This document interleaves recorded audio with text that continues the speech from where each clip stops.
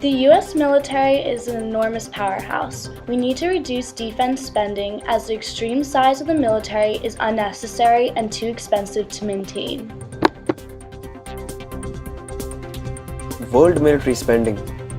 This means the expenditure by a country's government on the military forces, that is, maintenance and operations, military research and development, military aid, salaries and pensions, and many more. We all know that the United States of America is one of the most advanced and developed countries in this world, noticeably in the field of military. Statistics of the top 8 countries are: United States of America, $682 billion. The military spending of USA is 6 times more than China, 11 times more than Russia, 48 times more than Israel, and 100 times more than Iran. In fiscal year 2015, the federal government will spend roughly $550 billion on the military, and that doesn't even include war funding. $496 billion is for the Department of Defense base budget, while around $25 billion is for nuclear weapons and other related programs.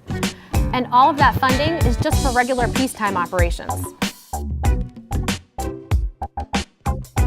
Isolation. America can have a huge impact in the world without even deploying our military. And we do. What Ron Paul says is that defense ought to be defense, not offense. And with America going broke, we can't afford to spend more on our military now than we did when Russia threatened to annihilate us. But we do. Budget.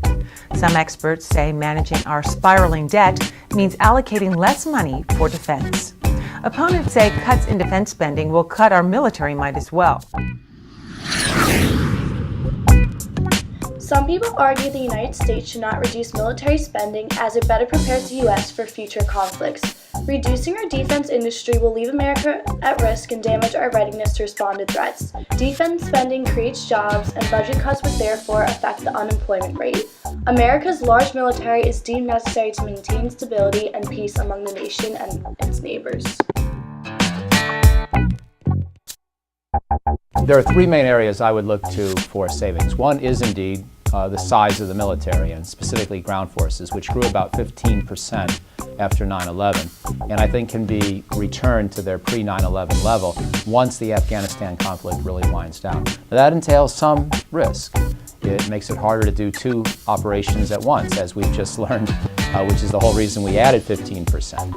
But the good news is we saw we could add 15%, and Rumsfeld opposed it for half a decade when he was Secretary of Defense. But it turned out that we could do this fairly well and still have an excellent military.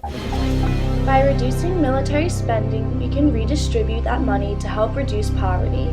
The money can enter the economy to stimulate business growth, promote education, pay off U.S. debt, and promote technological innovation and ecologically sound energy methods.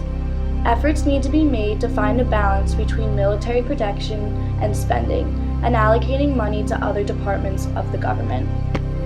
Building nuclear weapons cost US $17 billion. Every kid on Earth could be educated for $12 billion. Spending money on something that causes pain and destruction over world peace is not the right way. Prioritize the taxes. Make this world a better place to live in.